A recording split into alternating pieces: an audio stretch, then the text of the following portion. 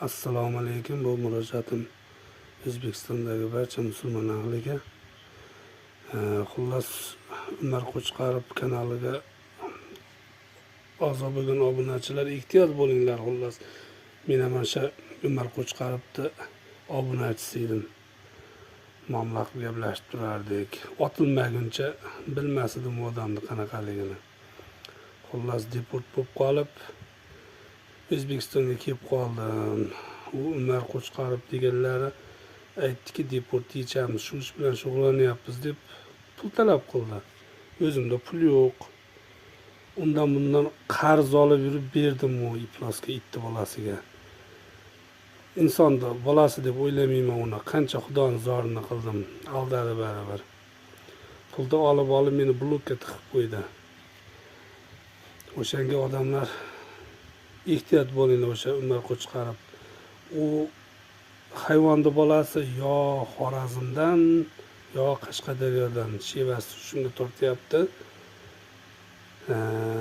Shunaqa ham iflos odam bo'ladimi deymanda. Endi mayli pul bo'lsa mayli edi. Bizga o'xshagan bir qiynalgan odamni pulni olgandan keyin alam qilar ekan. Hozir meni bloklab qo'ygan. Telefon qilsam ko'tarmaydi, bloklangan. Xabar yozaman, javob bermaydi, bloklab tashladi xullas. Shunaqa shantajchi, mashinik bola ekan. Lekin baribir uchrashamiz bu dunyoda. U dunyoga qolsa agar qarzlari qiyin bo'ladi keyin.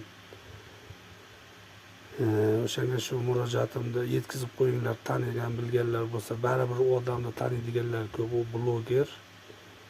Taniydiganlar ko'p baribir. Yetkazib qo'yishlarini iltimos qilardim. Tabii xullas duoda ham qarg'ayapman. Nimaga? Qarz olgandim men. Pulim yo'q, qarz olib turib shu deportim yechilsa Rossiyaga borib ishlamoqchi edim. Farzandlarimga to'y qilishim kerak, uylarim bitmagan uyni bitirishim kerak. Ishlashga borishim kerak edi. Aldab mana foydalanib pulni oldi.